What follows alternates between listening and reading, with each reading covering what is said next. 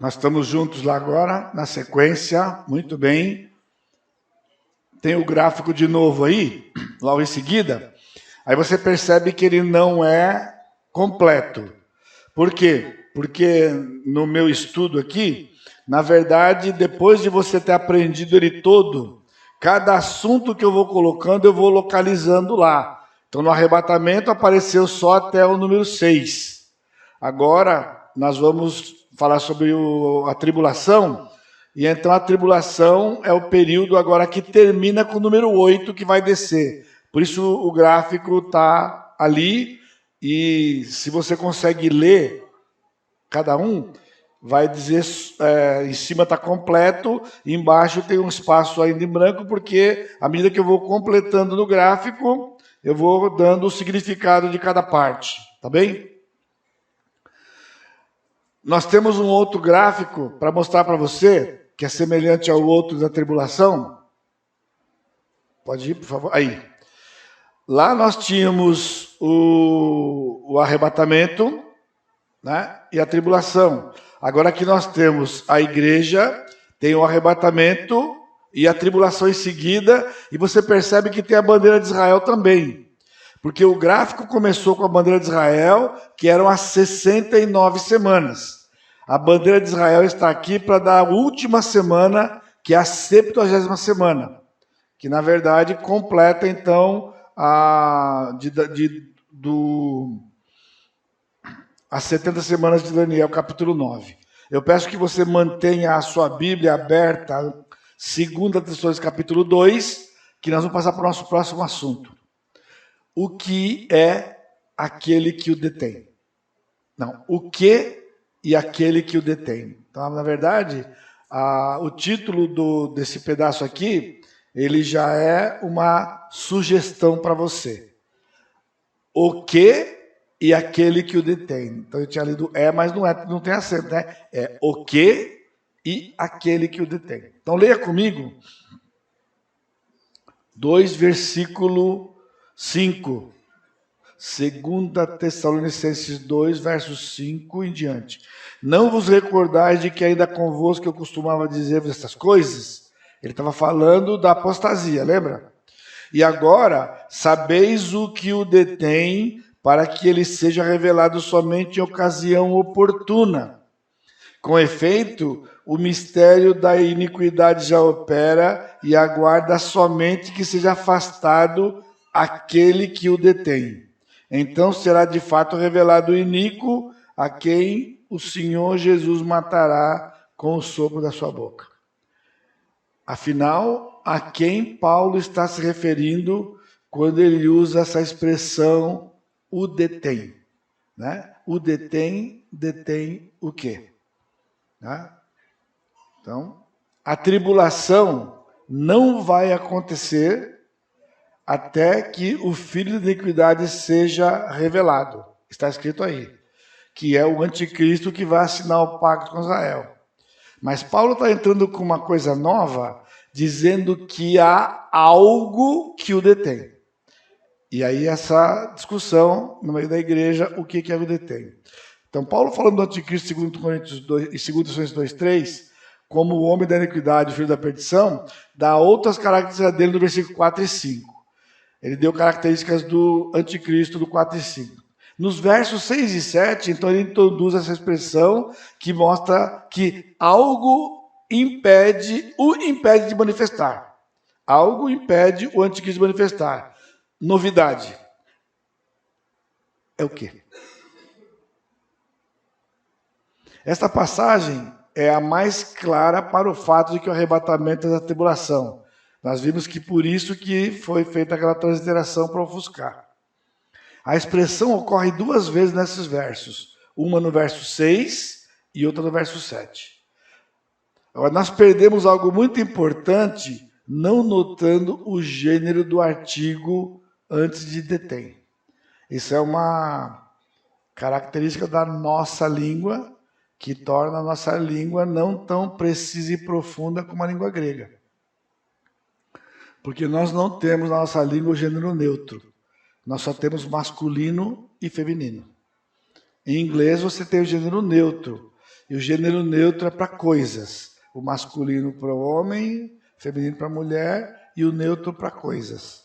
A língua grega também tem. Então aqui no texto original, ele está usando uma vez o gênero neutro no artigo e na verdade no pronome demonstrativo e outra vez no gênero masculino.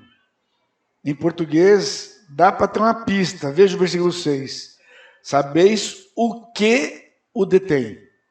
Porque aqui, na verdade, é o artigo neutro. Do 7 está aquele que o detém. Então a tradução foi boa para superar essa questão do artigo que nós não temos. Ou seja, no versículo 6 é alguma coisa e no versículo 7 é uma pessoa. Então no verso 6 nós temos tom, que é o artigo neutro, e no verso 7 nós temos ró, que é o artigo masculino. Então isso implica que se refere a um evento e a uma pessoa, que é o arrebatamento e o Espírito Santo. Por isso que essa passagem é importante e ela foi ofuscada. Porque o que detém o anticristo de se manifestar é o arrebatamento, mas também o Espírito Santo. Porque é o Espírito Santo que vai arrebatar a igreja e dar partida para o anticristo se manifestar e assinar o pacto. Entendeu? Por isso que ele usou duas palavras diferentes. Uma é com respeito ao evento do arrebatamento e a outra, a pessoa do Espírito Santo, é quem está impedindo o anticristo se manifestar. Daí eu venho dizendo para vocês, desde quarta-feira, que o anticristo está vivo. A ideia, ele já está vivo. Então, fique esperto, que ele já está vivo. Na verdade, isso é uma pegada, né? Com o fundo de verdade, é só uma pegadinha. Por quê? O que acontece? O diabo não é onisciente. Portanto, o diabo não sabe quando vai ser o arrebatamento. Só quem sabe quando vai ser o arrebatamento é Deus. E como o diabo não sabe quando vai ser, ele sempre tem que ter alguém para ser o anticristo. Ao longo da história, nós tivemos muitos anticristos em potencial. Até o próprio João fala na sua primeira carta que há muitos anticristos ali, que são pessoas contra Cristo. Então, ao longo da história, ele sempre tinha que ter alguém para que o arrebatamento acontecendo, o Espírito Santo liberava e o anticristo se manifesta. Por exemplo, podia ser Hitler. Se o arrebatamento tivesse acontecido naquela época, provavelmente o Hitler seria o anticristo que o diabo ia escolher e ia dinamizar. Nesse aspecto, ele sempre está vivo, sempre tem alguém. Você está entendendo o argumento? Como o diabo não sabe quando é arrebatamento, e então o diabo está sendo impedido de manifestar o anticristo. Ele não sabe, então ele tem que ter alguém. Porque o arrebatamento acontecendo, não vai passar anos até que ele nascesse e crescesse e se tornasse. É uma questão de meses. É só o tempo suficiente para ele se manifestar e fazer as alianças. Assinou o pacto, começa. Hoje, há possibilidades. Há possibilidades. E se o arrebatamento não acontecer, essas pessoas morrerem, se levantarão outros. Você está entendendo? Sempre há uma possibilidade do anticristo, porque o diabo não tem controle do plano. Quem tem controle do plano exclusivamente é Deus. E isso é garantia para nós. Nós estamos à mercê exclusivamente de Deus. Por isso que Paulo estava dizendo, né, de que o arrebatamento impede, enquanto o arrebatamento não acontecer, ele não se manifesta. Por isso nós não vamos saber. Nós não vamos vê-lo como anticristo. Porque nós vamos ser arrebatados antes de que ele se torne o anticristo. Entendeu? Não adianta ficar pensando quem é.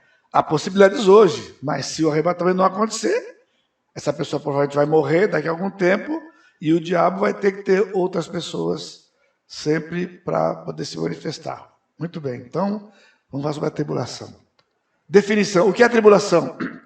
É um período literal de 7 anos lunares, 2.520 dias, que é a septuagesima de Daniel 9, 24 a 27, em que Deus, presta atenção, tratará com Israel para restaurá-lo definitivamente e derramará seus terríveis juízos sobre a humanidade perdida. Esse é o objetivo da tribulação. Por que existe esse período? Não tem nada a ver com a igreja. Toda essa confusão que acontece dos amilenistas, tá? De dizer que a igreja vai passar pela tribulação, é porque eles não estão sintonizados com o plano do Senhor, detalhado que Deus deu, né? E que está se cumprindo, literalmente. Deus tem que tratar com Israel. Deus tem que tratar com Israel.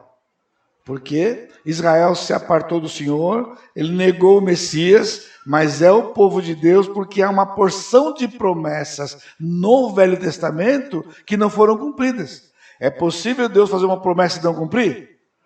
Então, as promessas feitas no Velho Testamento serão cumpridas quando? Na tribulação. Por isso ela existe. Por isso não tem nada a ver que tem que botar a igreja nesse negócio. Por exemplo, o Senhor prometeu a terra, e eu falei ontem os limites da terra para Davi. Ele prometeu que Davi vai governar. Isso não se cumpriu, mas vai ter que se cumprir. Vai ter que se cumprir.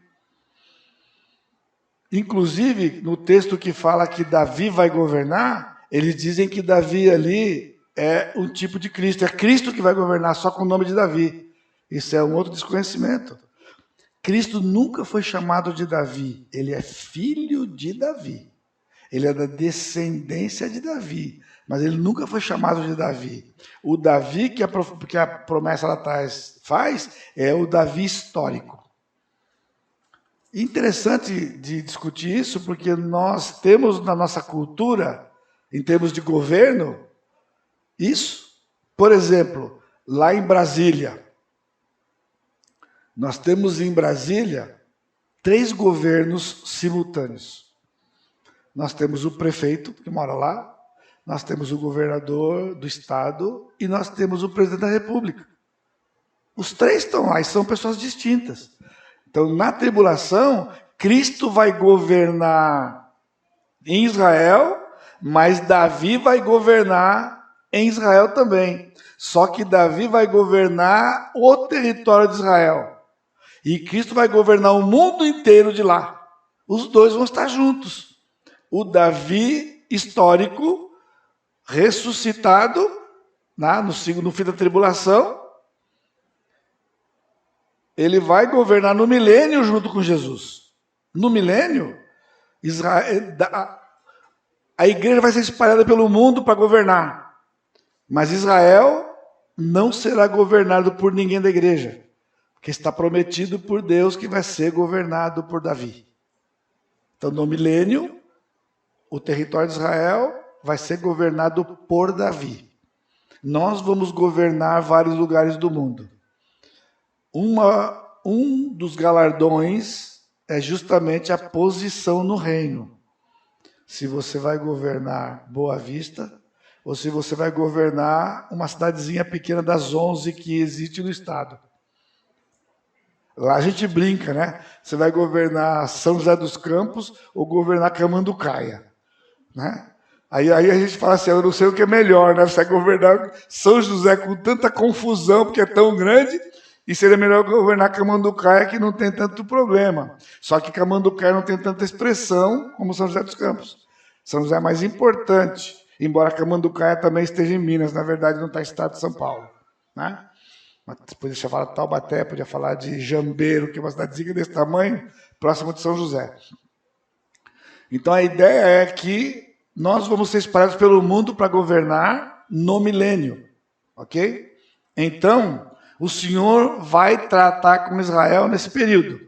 E ele vai restaurar o povo. No final desse período, Zacarias 14 vai ser cumprido, ele vai derramar o Espírito de graça. E eles vão reconhecer Cristo como Senhor. Irmãos, o tempo não permite, mas toda essa confusão que o pessoal faz com respeito à eleição é totalmente inútil, porque está escrito que Israel só vai reconhecer o Messias quando o Senhor derramar sobre eles o Espírito de graça e abrir o entendimento deles. O que é isso? Eleição. E Paulo fala isso em Romanos, capítulo 11, que só o remanescente vai ser salvo. Muitos judeus vão morrer na tribulação, nas pragas, mas no finalzinho dela, todos que estiverem vivos, o Senhor derrama o Espírito sobre eles, eles reconhecem o Senhor Jesus Cristo e pedem para ele vir. É justamente quando o anticristo for invadir Jerusalém. Quando ele cercar Jerusalém e ele for invadir, o Espírito Santo vai abrir o entendimento dos judeus, eles vão reconhecer Cristo e vão pedir para ele vir. E ele virá imediatamente, pisa no Monte das Oliveiras, abre o monte, faz um vale, reúne as nações, julga as nações e manda tudo para o inferno. Literalmente. E ele restaura o povo de Israel. Só que tem mais que fica embutido aqui, é de conhecimento dos crentes isso, mas tem algumas coisas que nem todo mundo se liga. Por exemplo, em Isaías, que você está fazendo a exposição, diz que quando Israel for restaurado, todo o Egito salvo, todo o Egito vivo vai ser salvo. Toda a Etiópia vai ser salva. E toda a Síria vai ser salva, exatamente igual a Israel. Vai ter uma estrada que vai ligar o Egito à Síria, passando por dentro de Israel, porque vai ser tudo o povo de Deus ali. Isso vai acontecer na tribulação. É a eleição nacional dessas três nações: Israel, a Síria, a Etiópia e o Egito. Então, as quatro contando com Israel. Todos os vivos no fim da tribulação vão ser salvos e vão entrar. Olha como Deus é. Você vê no Velho Testamento, por que Israel tinha que amar os estrangeiros? Porque eles foram estrangeiros no Egito. Deus usou o Egito para preservar o seu povo. E graciosamente, ele vai salvar todo o Egito na época que ele salvar todo o judeu. Então o Velho Testamento se liga com o Novo Testamento de novo. Então as promessas estão lá, as profecias estão lá, é que normalmente os estudos são seletivos, eles vão pegando passagens importantes e passam batido por outras passagens que está escrito, está lá. Ele fala, eu vou derramar o Espírito de graça sobre eles. Os egípcios vão me reconhecer, eles vão me adorar, eles vão me seguir. Voltando aqui. E vai derramar o juízo sobre os perdidos. Finalmente o Senhor vai julgar essa terra. E ele vai reduzir a população no mundo a um mínimo naquela época. Porque, como eu disse ontem, 2 pragas das 21 vão matar metade da população. Vai ser afetado 1/3 dos mares, 1/3 dos rios, 1/3 das plantações, 1/3 do céu. São pragas que vão vindo. Então ele vai afetar todo o universo, toda a terra e os habitantes da terra. E então ele chega e ele estabelece o milênio. Só com crentes, que serão a igreja vindo com ele, os judeus do Velho Testamento e os prosélitos que foram salvos, Ruth, Raabe, os que morreram na tribulação, judeus e das nações gentílicas que foram convertidos no Israel, na tribulação, vão entrar no milênio. E Cristo vai governar 1000 anos com esse povo aqui. Mateus 24 diz que o evangelho do reino vai ser pregado em todo o mundo e então vem o fim. Isso vai ser cumprido lá. Não tem nada a ver conosco hoje. É dito nas conferências missionárias, né, que o evangelho, quando for pregado no mundo inteiro, Cristo volta. Se isso fosse verdade, amados irmãos, Cristo teria voltado no ano 60 da nossa era. Porque no ano 60, o mundo inteiro ouviu falar de Jesus. Está escrito isso. Eu estou vendo um ponto de interrogação na mente de vocês. Então, abre comigo em Colossenses, capítulo 1. Colossenses 1:6. Na verdade, versículos 5 e 6. Colossenses 1, 5 e 6.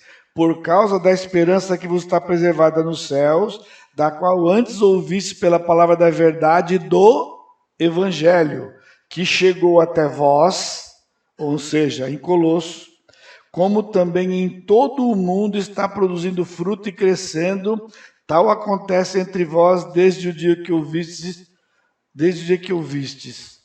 e entendestes a graça de Deus na verdade. Aí você fala, pastor, mas é todo mundo de então. É todo mundo de então. Ele não falou que era todo mundo. Veja o 23. 1:23. Se é que permaneceis na fé alicerçados e firmes, não vos deixando afastar da esperança do evangelho que ouvistes e que foi pregado a toda criatura debaixo do céu e do qual eu, Paulo, me tornei ministro. Agora vai me dizer que é aquele céu daquele lugar só? Aquele pedacinho de céu ali? Ele disse debaixo do céu. Aí o pessoal fala, mas e o Brasil? E o Brasil? Vai discutir com a Escritura? Ele disse que toda criatura debaixo do céu tinha ouvido falar do Evangelho no dia que Paulo escreveu essa carta. Foi no ano 60 da nossa era. Agora, não menosprezem, porque aquela história de que os portugueses se perderam no mar, entendeu? Se tinha alguém aqui que ninguém pode provar, né, que tinha, nesta época, 2.000 anos atrás, gente aqui, mas se tinha, eles vieram convertidos ou se converteram porque os fenícios fizeram embarcações e vieram para cá. Os fenícios eram expertos em embarcação e eles navegavam pelo mundo, muito antes dos portugueses.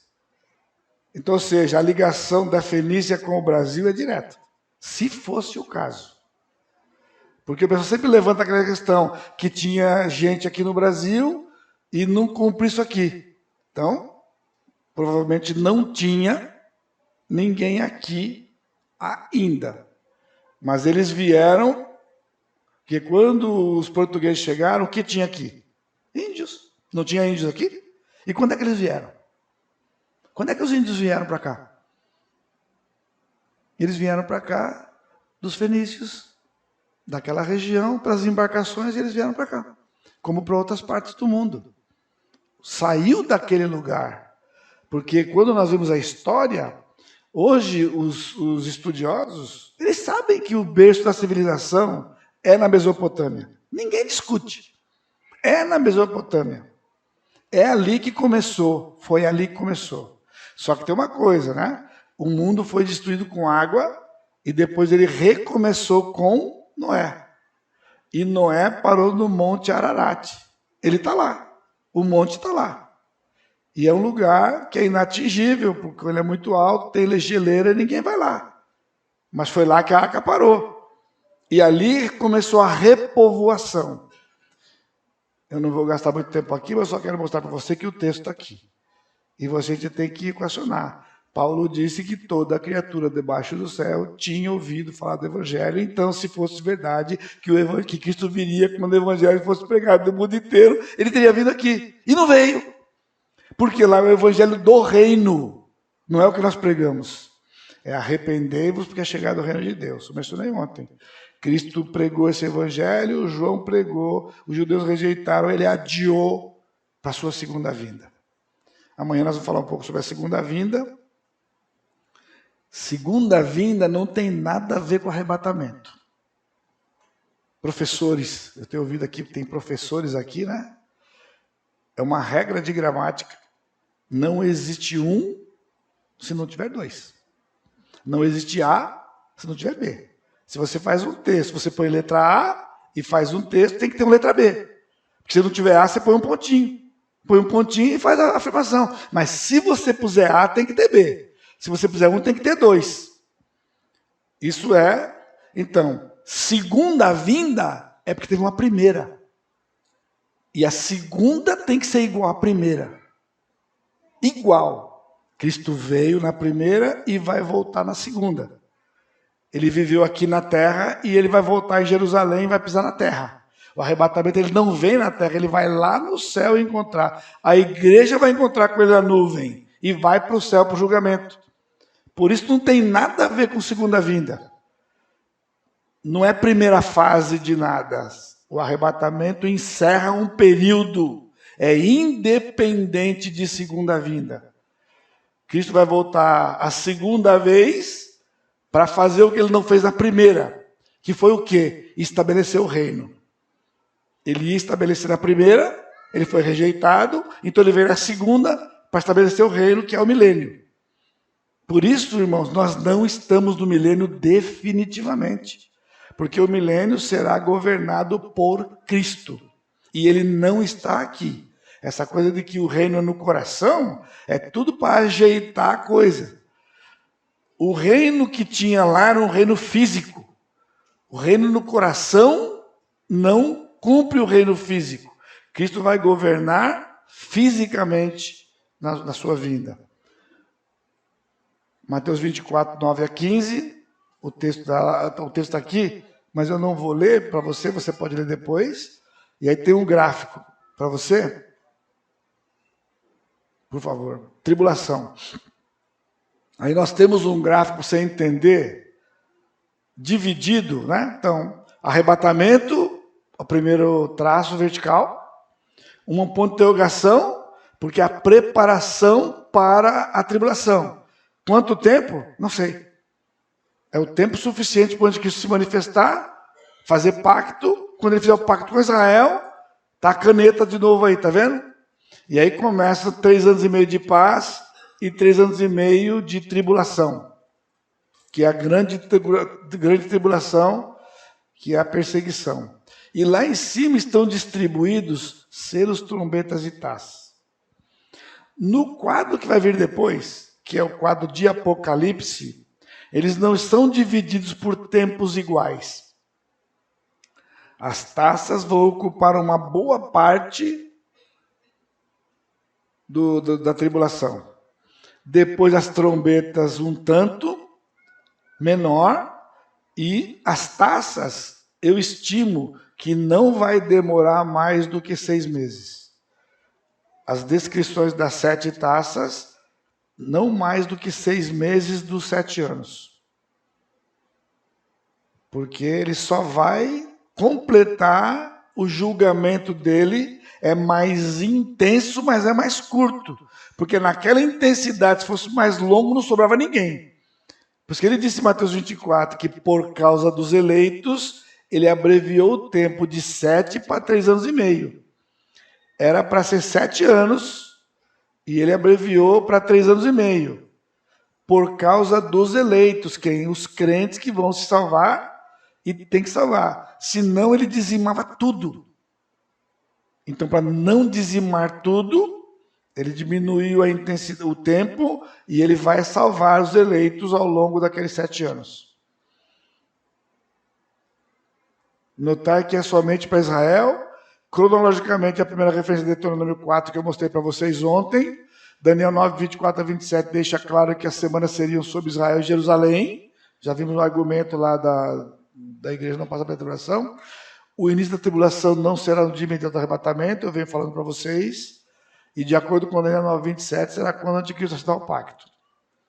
Os eventos da tribulação estão descritos em Apocalipse de 6 a 18.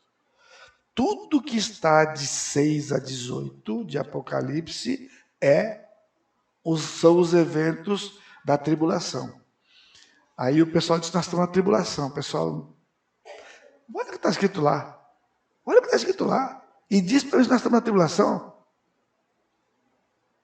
1/4 da população do mundo vai morrer numa praga. Quando aconteceu? Nem o Covid fez um negócio desse. Olha que morreu muita gente, mas 1/4, pessoal. 1/4 de 8 bilhões são 2 bilhões. Num ato de Deus, 2 bilhões. 1/3 do que sobrar, de novo. Tem matemático aí? Você pega 1/3 e 1/4 da metade, eu acho.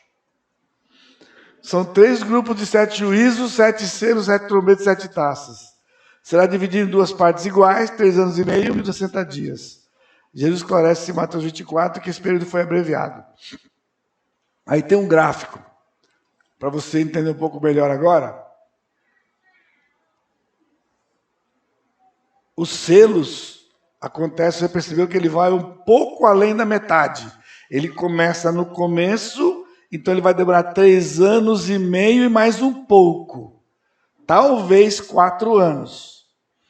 Aí vem as trombetas, que devem ser mais ou menos uns 2 anos e meio. Para sobrar 6 meses só para as taças. Isso aqui é estimativa, pessoal. Não tem o texto bíblico para dizer. É pela intensidade e pelo tempo que está correndo que a gente consegue distribuir isso lá em Apocalipse. E esse quadro aqui, se você quiser depois, você pode... Nós temos no livro, e o pastor pode depois passar para vocês. Não entenda como arrogância, nada, mas você não encontra esse lugar nenhum. Nenhuma literatura você vai encontrar isso. Isso é Apocalipse interpretado, onde o traço azul é informação que anda no tempo e o traço vertical é uma informação que é para qualquer lugar. Você não pode ler Apocalipse seguido, porque ele não está seguido. Ele segue para dar uma informação. Segue mais um pouco, outra informação. Mais um pouco, outra informação. E essa informação é em qualquer lugar. Não está naquele lugar. Por exemplo, o capítulo 7 é no fim da tribulação. É a visão do fim da tribulação dos eleitos que foram salvos. O Senhor deu aquela informação lá no meio, porque ela não é o relógio andando, é só uma informação. E assim ele fez para você poder entender o livro de Apocalipse. As 2 testemunhas. Quem serão? Sem constrangimento. Quantos de vocês aqui já têm uma posição formada sobre quem são as 2 testemunhas? Você já sabe quem são, tem uma posição formada. Temos alguns de vocês aí. Muito bem. Existem algumas teorias. Elias e Moisés. Não sei se alguém está nessa categoria e quer se manifestar, que seja Elias e Moisés. Alguém aqui? 1, 2, muito bem. Elias e Moisés. Por quê? Por causa dos feitos registrados em Apocalipse 11. Quando você lê em Apocalipse 11, diz que eles vão ter poder de fazer parar de chover e transformar água em sangue. Logo, quem fez isso? Elias e Moisés. Portanto, as 2 testemunhas serão Elias e Moisés. Só que não. Elias e Enoque é outra posição. Por que seria Elias e Enoque? Quem defende essa posição? Porque foram 2 personagens do Velho Testamento que não experimentaram a morte. E as testemunhas vão morrer na tribulação. Tomam indevidamente, e eu não podia ter falado isso, né? Tomam indevidamente Hebreus 9, 27 como uma necessidade que todos devem morrer. Porque Hebreus diz, 9, 27, né? Assim como todos está ordenado a morrer uma só vez, vindo depois do juízo. Certo? Errado. Não é assim que está escrito lá. Eu li, mas não é assim que está escrito lá. Como é que está escrito lá? Assim como a todos está ordenados a morrer uma só vez, vindo depois disso juízo. Já viu uma entonação diferente? que quando a pessoa faz a afirmação, ele está dizendo que aquilo é um fato, mas não foi o que o texto sagrado está escrito. Toda frase que começa com assim, ela é uma frase comparativa. Ela é adverbial comparativa.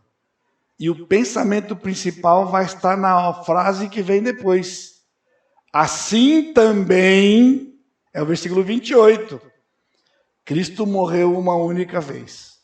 Então, o objetivo do texto não é dizer que todo mundo tem que morrer uma vez. É que Cristo morreu uma vez. O normal é morrer uma vez. Se fosse verdade que todo mundo tem que morrer uma vez, o que fazemos com Lázaro, que morreu 2 vezes? O que fazemos com o filho da viúva de Naim, que morreu 2 vezes? Todos aqueles que ressuscitaram morreram 2 vezes. E pior, o arrebatamento seria uma farsa. Porque toda a igreja arrebatada não vai morrer nenhuma vez. Cuidado, tá vendo? Você pega o versículo, fala que ele diz o que ele não diz e monta uma posição em cima dele. Pessoal, esquece o Elias. Deixa o Elias lá. Ele não morreu. Deixa o Elias lá. Por que ele tem que voltar para morrer? Para ser esquartejado em tirinha? Ou seja, Deus falou, eu vou dar uma bênção para você, mas não contou que lá na frente ele vai ser esquartejado. É isso que Deus fez? Não. Ele recebeu a bênção. Ele não morreu. Enoque também não morreu. Por isso que eles dizem que Elias e Enoque. Mas aí não combina com o que eles fizeram lá. Ou seja, bom, e aí? Afinal de contas, quem seriam? E visto que as 2 testemunhas morreram na tribulação, seria a primeira vez em toda a história da humanidade que Deus traria pessoas mortas ou arrebatadas. E detalhe, Moisés morreu. Aí a pessoa fala, não, ele não morreu, ninguém sabe onde ele morreu, ninguém sabe onde ele enterrou. Olha a ginástica, pessoal. Ele morreu. Diz o texto que Miguel disputava o corpo de Moisés. Estava morto. Morreu mesmo. Não tem jeito, pessoal. Não vamos inventar a história.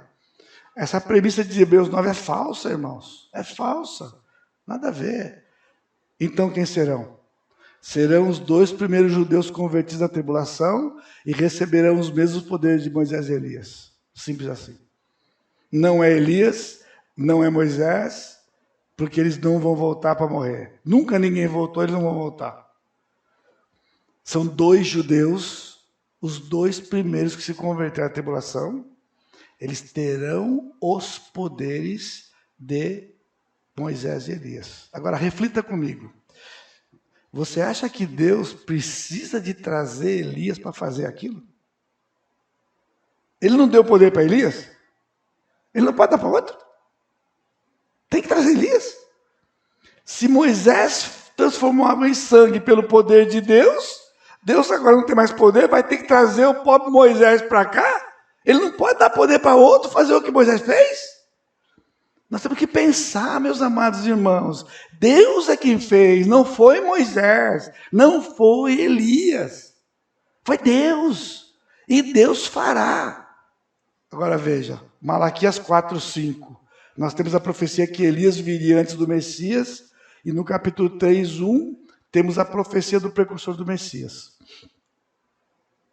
Em Malaquias diz que antes que Cristo viria, Elias viria. Está escrito lá. Elias viria. Ambos foram cumpridos de João Batista. Veja comigo Mateus 17. Mateus 17. Na transfiguração. Na transfiguração, eles estavam descendo, né? Versículo 9. Descendo eles do monte, ordenou-lhe Jesus, a ninguém conteis a visão, até que o Filho do Homem ressuscite dentre os mortos. Mas os discípulos o interrogaram. Porque dizem, pois, os escribas que ser necessário que Elias venha primeiro? Então Jesus respondeu, de fato Elias virá e restaurará todas as coisas. Eu, porém, vos declaro o quê? Que Elias já veio e não o reconheceram, antes fizeram com ele tudo quanto quiseram. Elias, o quê? Elias já veio. Mas veja o versículo 13. Então os discípulos entenderam que lhes falava a respeito de João Batista. João Batista não era o Elias histórico. João Batista cumpriu Malaquias, na primeira vinda de Jesus, um judeu que o Senhor deu o papel de ser o Elias. Eu tenho dito para vocês que qualquer posição que você dê da Escritura, você tem que ter comprovação bíblica. Eu estou mostrando para vocês, isso já aconteceu. Assim como João Batista não é o Elias histórico, as testemunhas não serão históricos. Serão judeus que receberão os mesmos poderes que Elias e Moisés e morrerão na tribulação. Porque eles vão pregar o evangelho e vão se converter 144 mil judeus. Estão comigo? Ou estão dormindo? Para terminar. Começa só com o incrédulo. 2 judeus se convertem, 2 testemunhas. Eles pregam para 144 mil. E 144 mil saem espalhados pelo mundo para pregar o evangelho do reino. E todo mundo vai ouvir o evangelho. E não só ouvir. Haverá convertidos de todo povo, raça, língua e nação. Conversei com o André essa semana, né?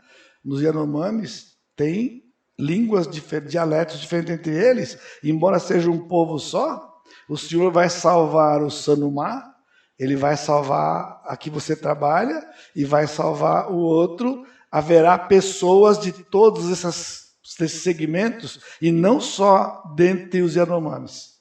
Isso lá na tribulação. Assim como de qualquer nação do mundo. Vão ser milhares e milhares e milhares de pessoas. E então vai se cumprir o que o Senhor prometeu para Abraão. Que ele abençoaria todas as famílias da terra. E é só lá que vai cumprir. E não tem nada a ver conosco. Virão o espírito de Elias. Há 4 textos importantes que tratavam do anticristo. Eu vou falar sobre ele, mas só encerrar aqui. Estou de olho no relógio. Vamos encerrar aqui essa parte das 2 testemunhas. Então, o que eu estou dizendo? A minha convicção pessoal tem sido que serão 2 judeus quaisquer que vão ser salvos, os primeiros salvos da tribulação, que terão o poder de Elias e Moisés, que foi o Senhor que deu, e eles vão pregar o evangelho para 144 mil judeus. Agora veja, o que Israel não fez em 1.500 anos, a igreja não fez em 2.000 anos, vai ser feito em 7 anos. Como assim? Por quê? Porque, na verdade, a igreja perdeu a estratégia no 2º século. Deus deu a estratégia para os discípulos e a igreja perdeu a visão no 2º século. A estratégia era fazer discípulos. E no 2º século eles passaram a fazer convertidos. No autoconfrontação, na primeira aula, eu faço esse exercício com eles. Se você levasse 100 mil pessoas por dia a Jesus, 100 mil por dia, ao final de um ano seriam 37 milhões, 36.500 mil pessoas. 36 milhões e 500 mil. 2 anos, 73 milhões de pessoas. Só você, 100 mil por dia. E a minha pergunta é, em quanto tempo você ganharia o mundo inteiro? 165 anos. Eu tenho 2 notícias ruins para você. Primeiro, você não viverá 165 anos. E segundo, 165 anos depois, o mundo não será mais 7 bilhões. Ele será provavelmente 20. Portanto, você nunca vai levar o mundo para Jesus, mesmo ganhando 100 mil por dia. Agora faz a conta comigo, tem matemática aqui. Você evangeliza uma pessoa e passa o ano inteiro estudando a Bíblia com ele. No final do ano, 2. No segundo ano, 2 ganhou mais 2, 4. Depois, 8. Depois, 16. Estão comigo? Em quanto tempo você ganhar o mundo inteiro? 32 anos e meio. Por isso que Jesus disse, faz discípulo. Porque convertido não trabalha, pessoal. Convertido é criança. Criança não trabalha, a criança dá trabalho. Quem trabalha é adulto. Então você tem que ensinar todas as coisas e eles vão reproduzindo. 1 Timóteo 2,2, lembra? O que de mim ouviste, isto mesmo transmite a homens fiéis e idôneos para transmitir a outros. Foi isso que Jesus fez. Aí você diz, mas 32 anos depois o mundo não será mais 6 bilhões, ele terá dobrado. A estatística é que a cada 30 anos dobra. E eu pergunto, quanto tempo você ganhar o resto? Matemáticos, mais um ano. Porque se você ganhou 32 bilhões no ano 32, 6 bilhões, 6 bilhões no ano 32, mais um ano, 6 bilhões faz 6 bilhões. Isso é a conta de Deus, pessoal. Então, na tribulação, eles vão fazer discípulos.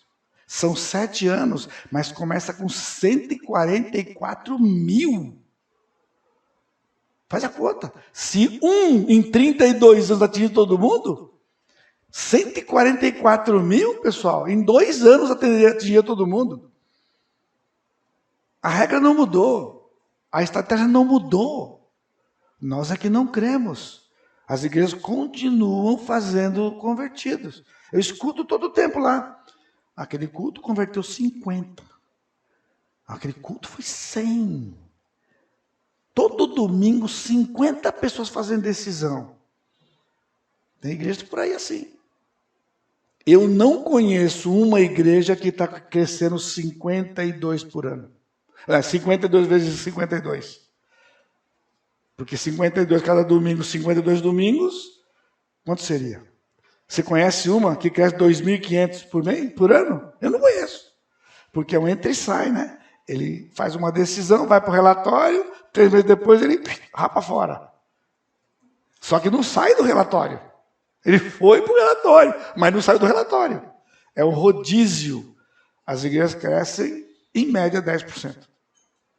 Umas um pouco mais, outras um pouco menos, 10%. E está sob o controle completo do Senhor. Porque ele não tem pretensão nenhuma de ganhar o mundo inteiro agora. Já está escrito quando ele vai fazer isso. E ele não precisa da nossa ajuda. E nem da nossa obediência. Porque a obediência, se você estava hoje de manhã, vem pela fé. Ele que me capacita a obedecer. Nós estamos numa conferência missionária lá. E tem um pessoal novo lá, e ele foi falar, mostrou uma estatística lá e tal. Falei, dá licença. Esse é um argumento sentimental.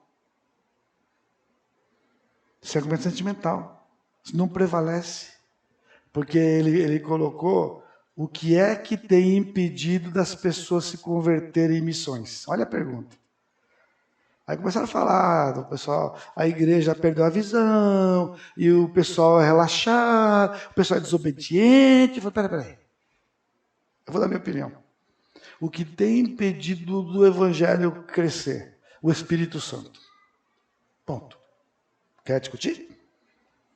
Você acha que se Deus quisesse salvar, Ele não salvaria? Ele não tem plano agora, pessoal. É desobediência, o crente vai pagar pela desobediência, mas a desobediência não atrapalha o plano de Deus. Aqueles que Ele vai converter, Ele vai converter. 1 ou 1000 ou 1 milhão, ele vai converter. Não somos nós. Mas a sua desobediência, você vai prestar conta para ele. Mas ele é maior que a nossa desobediência. Ele é Deus. Ele não perde controle do plano dele. Nenhum eleito irá para o inferno nunca. Tem uma coisa que é específica dos dias de Jesus. As pessoas que ele ressuscitou. Por que ele ressuscitou aquele menino? Porque ele era eleito. Só que ele morreu antes de se converter. Então Jesus ressuscitou o menino, salvou o menino, e ele continuou. Só aconteceu naquela época porque ele estava vivo. O Senhor estava lá. Um eleito morria em Israel antes de se entregar para Jesus, ele ressuscitou, o cara se converteu. Cristo nunca curou ninguém que ele não salvou. Pessoal, essa coisa que ele curava eleito. Ele curava as ovelhas de Israel. Entendeu? Quem não é dele fica doente, vai morrer do mesmo jeito. Então, Cristo, ele curava as pessoas porque estavam debaixo do domínio do inimigo. Assim o possesso. Os discípulos encontraram um possesso. O que é um possesso? O demônio estava lá. Só que ele é de Deus. Então o que tem que fazer? Expulsa o demônio, o Espírito Santo entra. E o demônio nunca mais volta. Porque se ele expulsar o demônio e o Espírito não entrar, o demônio volta. Jesus disse tudo isso. Você sabe disso. Se você expulsa e a casa fica vazia, ele volta com mais 7. Só tem um jeito. O Espírito Santo entra e ninguém mais entra, porque não tem ninguém mais forte que o Espírito Santo. Por isso, a coisa que o crente fica possesso é mentira do diabo. Um crente não fica possesso nunca.